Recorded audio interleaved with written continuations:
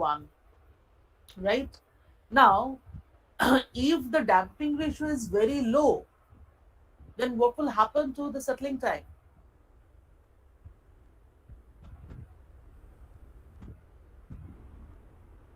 Ma'am, settling time will increase Settling time will increase, which because is not, yes, yes, carry on.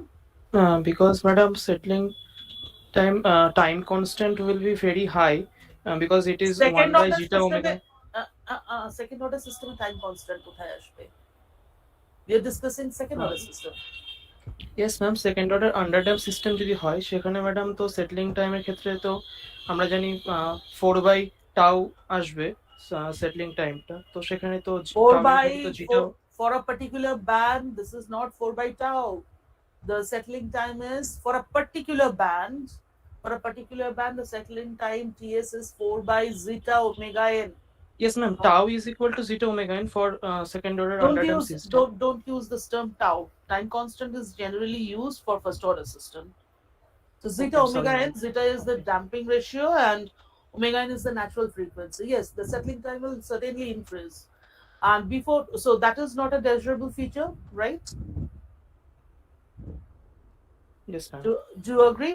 All of you, do you agree that we want the system to settle down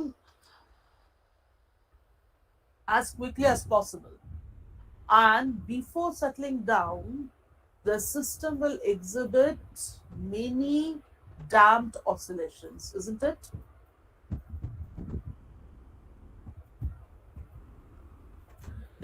Yes. The transient part will contain many overshoots and undershoots.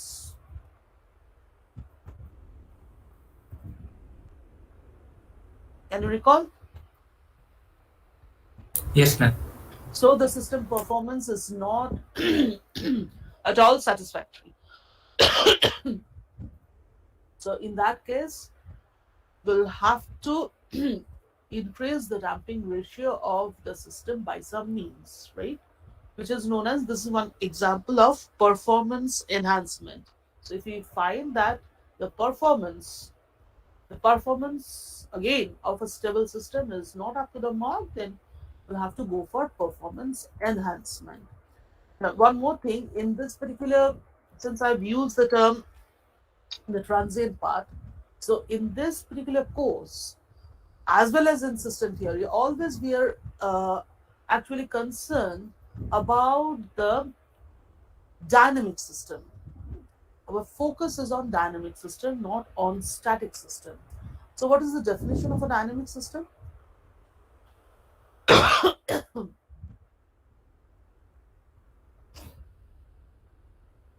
What is a dynamic system? Ma'am, present output যদি present past বা future ইনপুটের উপর depend করে তাহলে সেটা dynamic system বলে। I can't accept this definition.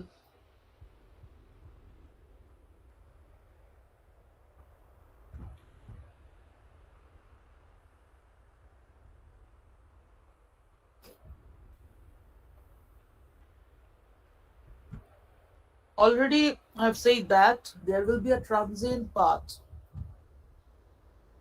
So, in case of a static system, we won't get any transient part.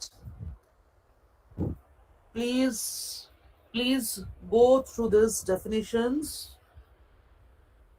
that you have already studied in system theory, right? And how do you mathematically describe a dynamic system?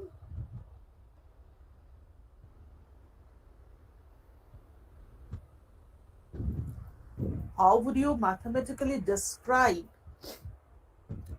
a dynamic system? Or, in other words, the dynamic behavior of a system?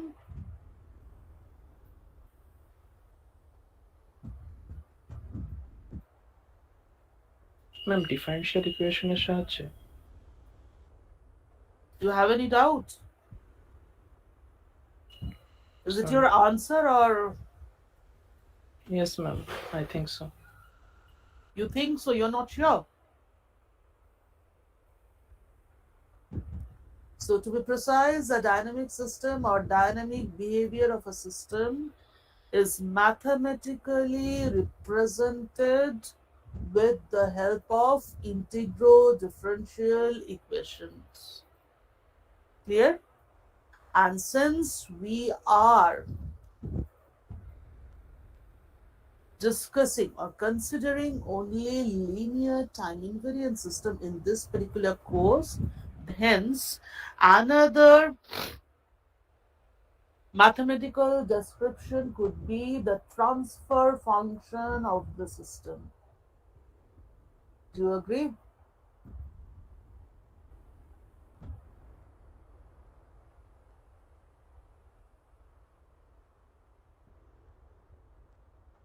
Can we obtain transfer function from the mm, integral differential equation describing the dynamic behavior of a system? Yes, ma'am. By using Laplace transform. Yes. Okay. So the mathematical description of a dynamic system could be either in the form of integral differential equation or in the form of transfer function, where um we'll be considering that all the initial conditions are zero. That is one limitation of transfer function. Now, general notion of stability. So we'll try to understand the general notion of stability, or we'll try to now we'll try to learn stability in a bit details, and for that we'll be using one example. So we'll consider a system, right, consisting of a surface like this on upon which a ball is resting.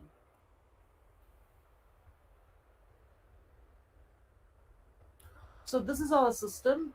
This is our system. This is the surface. In the first case, this is case one. The first case. So in first case, in this case, we are considering a surface like this, and the ball is resting at this particular point under the influence of gravity. The ball is at rest at this particular position. So since the since the ball is at rest at this particular position, this position is called the reference position, or in other words, the equilibrium position. Equilibrium position. Okay. So since the ball is at rest, hence it's obvious that the system can be described by two physical quantities. One is the velocity of the ball, and the other one is the displacement of the ball from this initial position or position of rest. Okay. So here the at this position we find that the velocity is zero and the distance or displacement is zero, right? So why do we call that the ball is in a or the system is in equilibrium state? We use all these terms synonymously. So this is the equilibrium state where the ball is at rest. So why do we use the term equilibrium?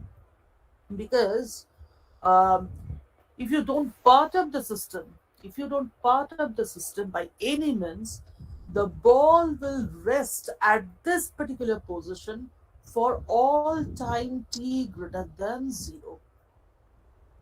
Isn't it?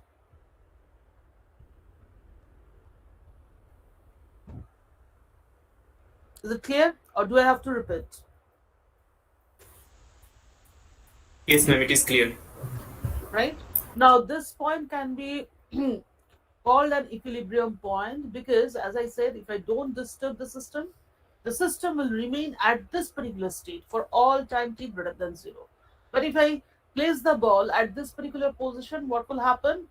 Even if you don't disturb them, will not be able to uh, place the ball at this particular point. Why? Because even if you don't disturb the system, the ball will roll down the surface and will come to rest at this particular position. That's why this position is called the position of rest or the quiescent state. Quiescent state or equilibrium state, or this position is called equilibrium position. Clear?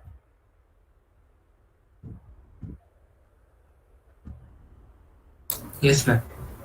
Now, if you just apply a very small push either from this side or from this side.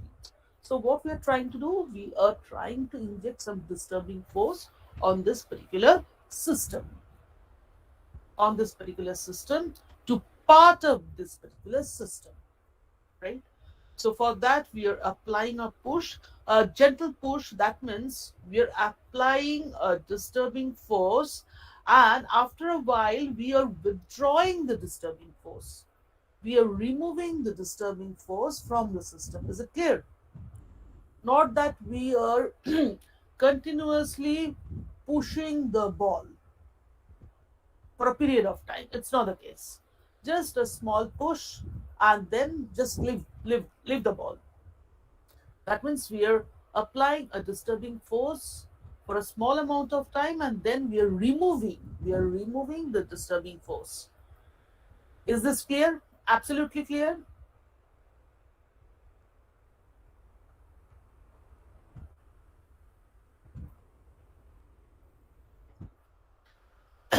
So how the system will uh, respond? You see, this is the ball will start oscillating about this equilibrium position in this way, and the oscillations will be, the excursions will be damped in nature. That means the magnitude will go on decreasing. That means the ball will exhibit a motion like this. Try to follow the cursor. And finally, after a while, the ball will be able to regain its initial zero state, or initial state of rest, or will be able to regain its equilibrium position, right? Now, another important assumption is that this surface can be extended up to infinity, either side, in either side, and that is shown with the help of this dotted line. So we can extend the surface in this direction up to infinity. We can extend the surface up to infinity in this direction, right? And if we go on increasing the uh, magnitude of push, what will happen?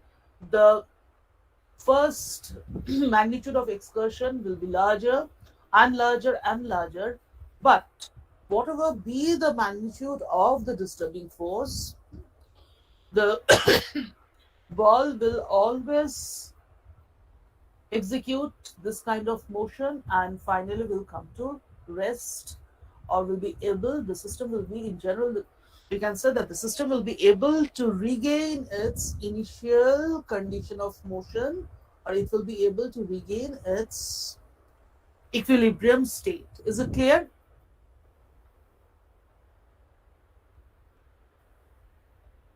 Yes, Yes, ma'am. ma'am. So that, so again, intuitively we can say, or we can argue that this system is a stable system. Not only it's a stable system, the system is, at the stability aspect of the system is actually described in a more precise form. Let me find out. Yes. The stability of the system is described with the help of these two terms, that is globally asymptotically stable. So the system is stable, no doubt, but what is meant by global stability and asymptotic stability? That we'll have to learn. So before defining these two terms, let's consider this. Let's come to the second case, the second kind of surface, and this is the nature of the surface. As you can see, this is the nature of the surface, and again the surface can be extended up to infinity, right? And frictional forces there, and let's assume that we have managed to place the ball at this point and the ball is at rest. The ball is at rest. Okay. So here again, since the ball is at the equilibrium position, why?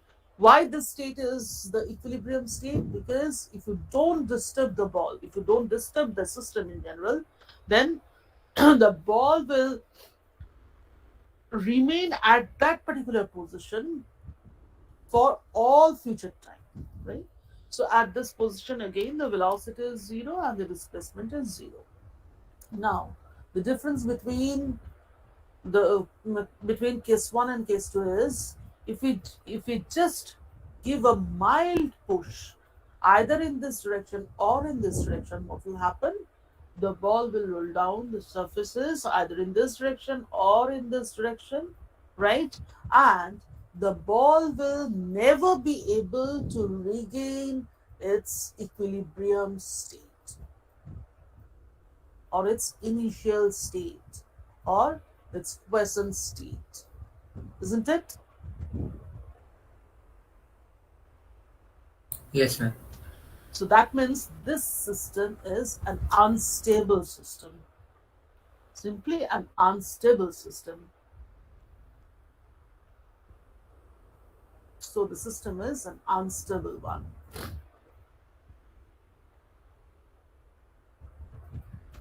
Now, this is the third case. Let us consider a surface which is like this, a trough which is like this, and again, this can be extended up to infinity, this can be extended up to infinity, right?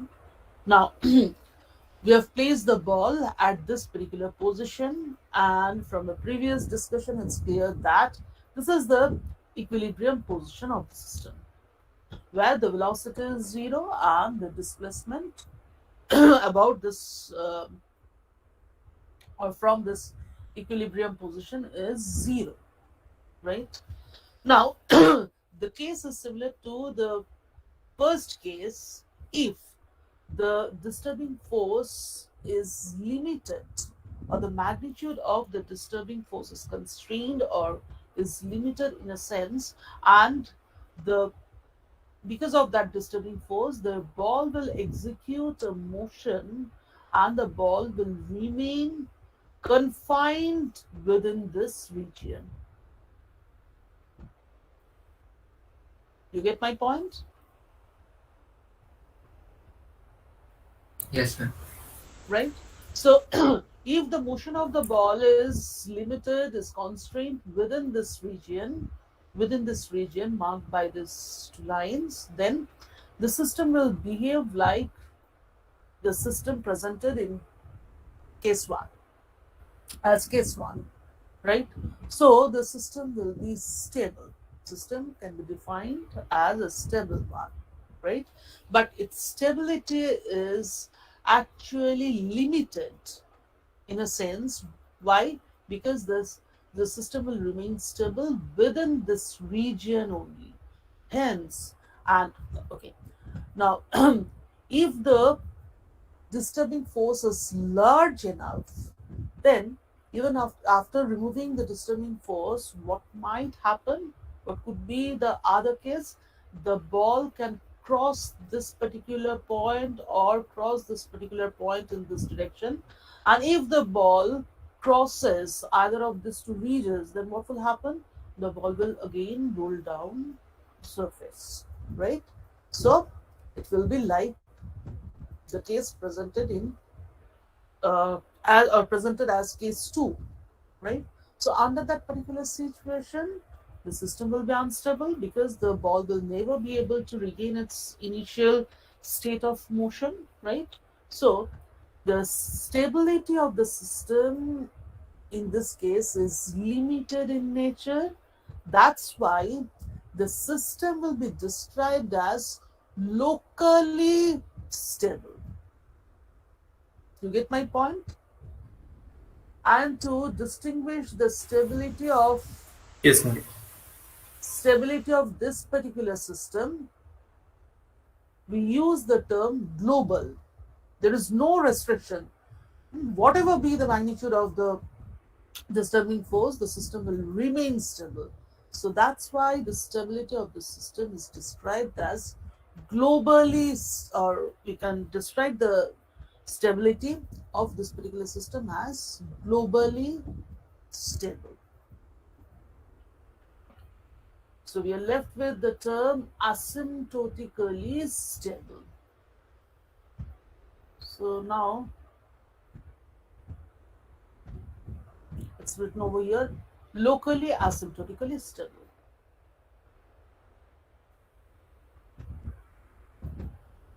Now there's a fourth case. Let's consider a horizontal surface like this. So that was the equilibrium point. The ball was previously at rest at this particular position denoted by position A, and obviously the velocity was zero, the displacement is zero, right? Now if you just apply a mild disturbing force, that means if you just give us a mild push, then what will happen? Depending on the magnitude of the push, the ball will start moving either in this direction or in this direction, and because of the friction, the ball will finally come to rest at a position, at say at this particular position denoted by position B, right?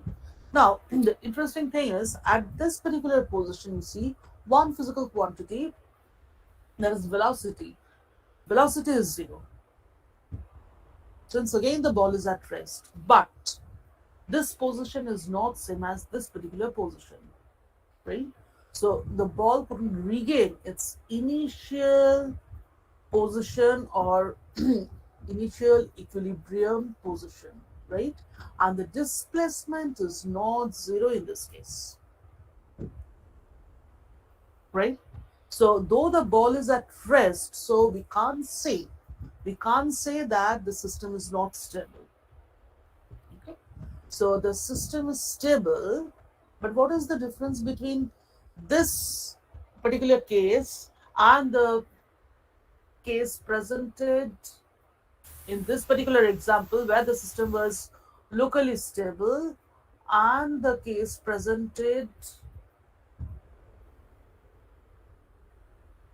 here where the system always regains its initial position of rest or its initial equilibrium state, right?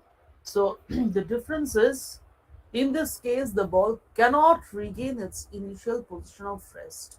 So this situation is described as non asymptotically stable. So if a system can regain its initial equilibrium state, then the system is called an asymptotically stable system, right? So that's why the first case was described as globally asymptotically stable system. The third case was described as locally asymptotically stable system. And the last case is described as non-asymptotically stable system. The system is non-asymptotically stable.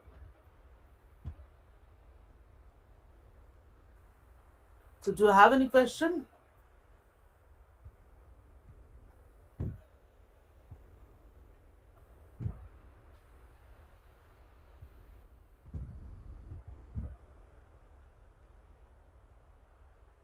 So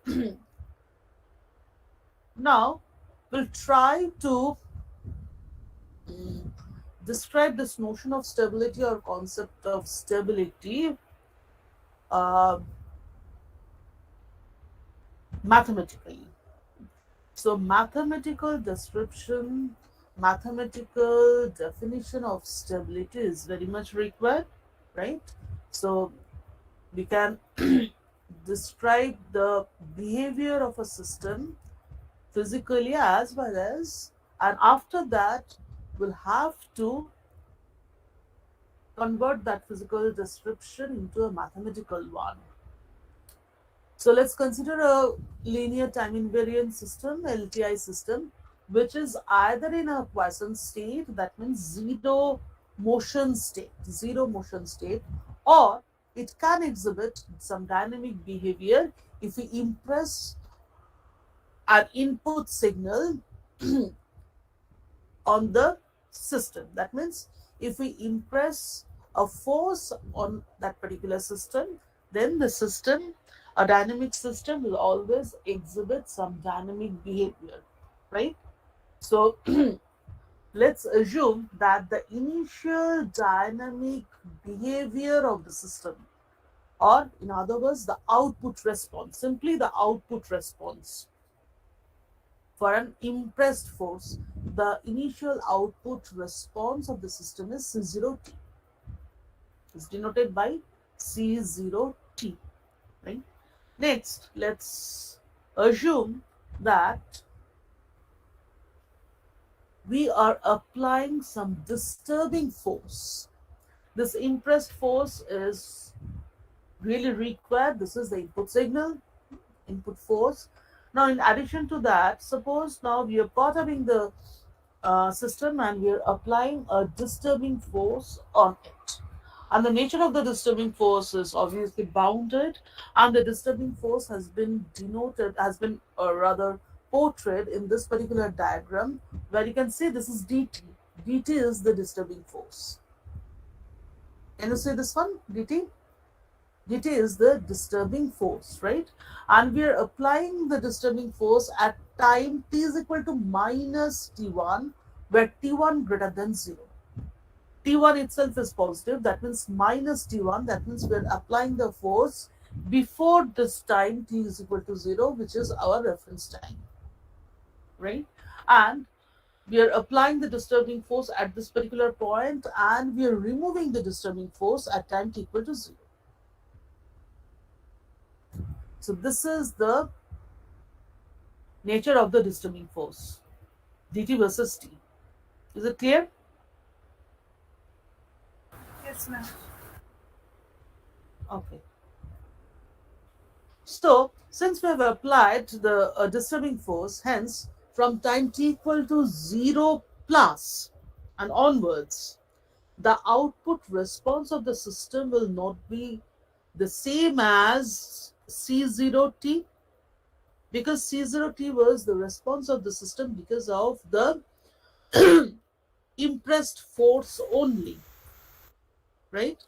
Now, since we have applied an additional disturbing force, hence from time t equal to 0 plus, the behavior of the system will certainly change. Yes or no?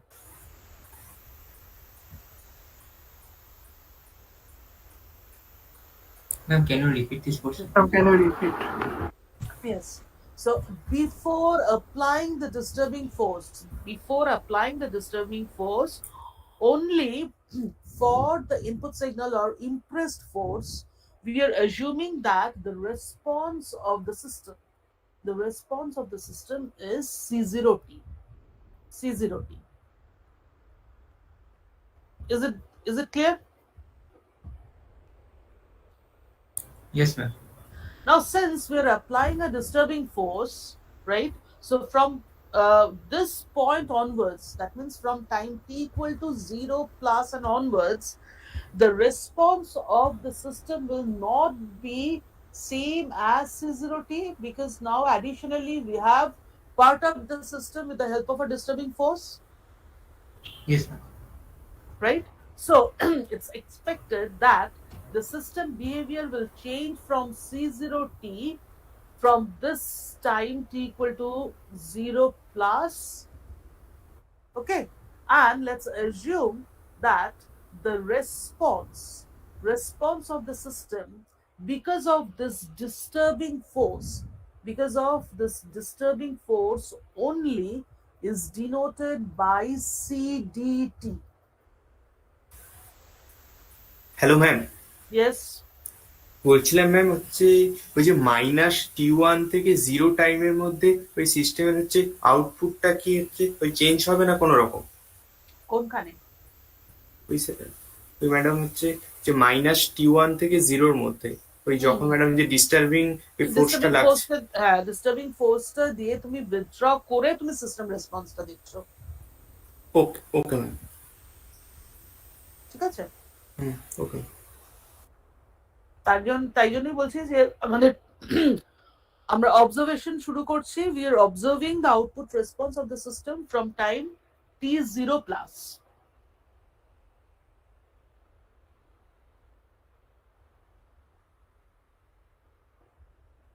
বোঝা গেছে এবার? Yes ma'am. So since the system is a linear system, hence the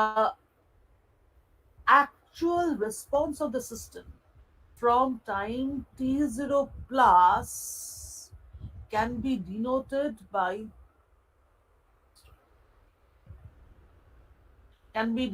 by this term Ct, where Ct will be equal to C0t plus CDT. Since it's a linear system, hence we can add these two responses together. C0t is the response from time t0 plus because of the presence of the impressed force, and CDT is the response of the system because of the disturbing force which has been removed at time t equal to t0 minus. বোঝা গেল? Yes, ma'am. So these two together, C0t plus CDT, will give us the actual response of the system from time t equal to t0 plus and onwards, right? Now we want to find out what is going to be the nature of this component CDT. Because you see that as time t increases, as time t tends to infinity, then if CDT becomes 0 as time t increases, if this component tends towards 0, then as time t increases, the actual response of the system, the final response of the system, will be same as the undisturbed response of the system, which is C0t. Isn't it? Ma'am, can you repeat this? Just ignore this limit term. So we know that Ct, the actual response or the final response of the system, because of the two forces, one is the impressed force, another is the disturbing force, which has been removed at time t equal to t0 minus, right? So this final response of the system Ct will be C0t plus CDT. Yes, ma'am. We can add these two terms because the system is a linear one, Linear. right? So now if CDT as time t tends to infinity, as time increases, and if you find that with time this component CDT is tending towards 0, then what will happen? As time increases, the final response of the system or output of the system will be same as the undisturbed response of the system, C0t. Yes, ma'am. Now is it clear? Yes, ma'am. That means even we have perturbed the system, we have applied a disturbing force, but after the removal of the disturbing force, as time t increases, we find that the output response is basically same as the undisturbed response. So from our previous discussion, we can say that under this condition, the system will be a stable one.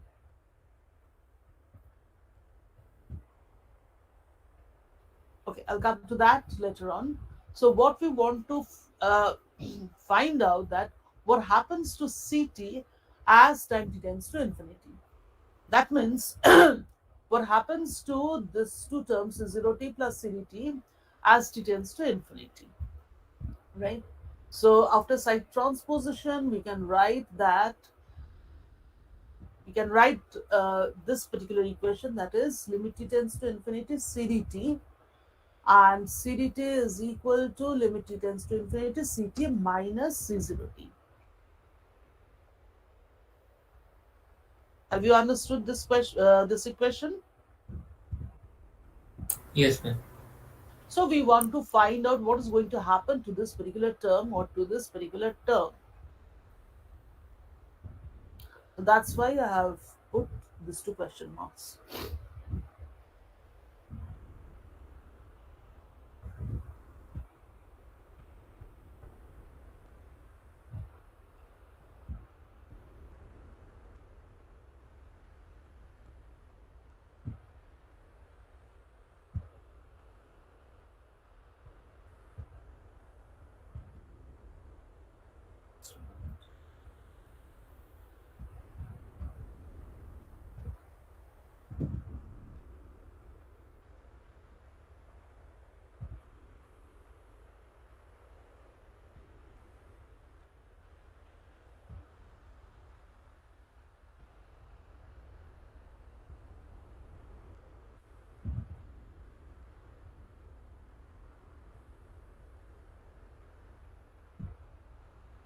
Okay.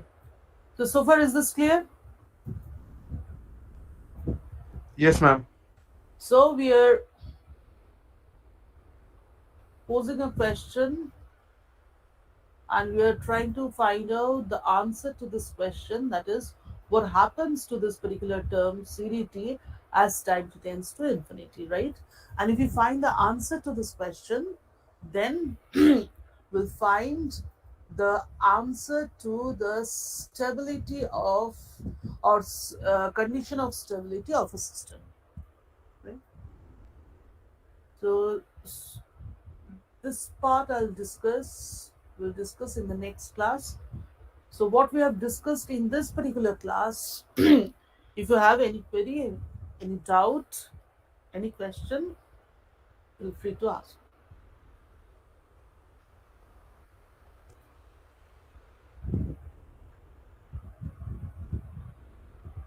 While you'll be studying the material, I'll send you the material. While you'll be studying the material, if you find any doubt, if you have any query, you can post that, you can share that in the group.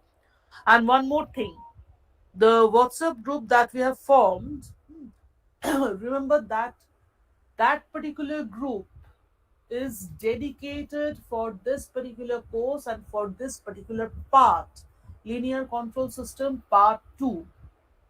Okay, so please don't post any other query or any other information about any other course, right? So this group is absolutely dedicated for this particular course, and the group is an official one. The group has been created for academic discussion, etc., and henceforth I'll send the meeting links in that particular group. And if you do have any question, if you do have any query, anything, it can be a voice message, you can type your query and post that, you can share that in the group, or you can ask the question in the next class as well. So far what we have discussed, do you have any question?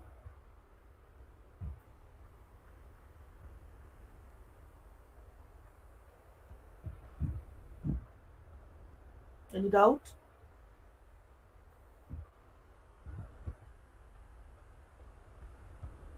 Yes or no?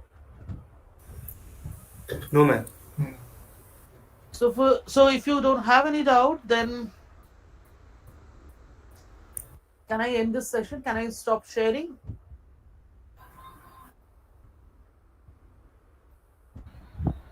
Yes, ma'am.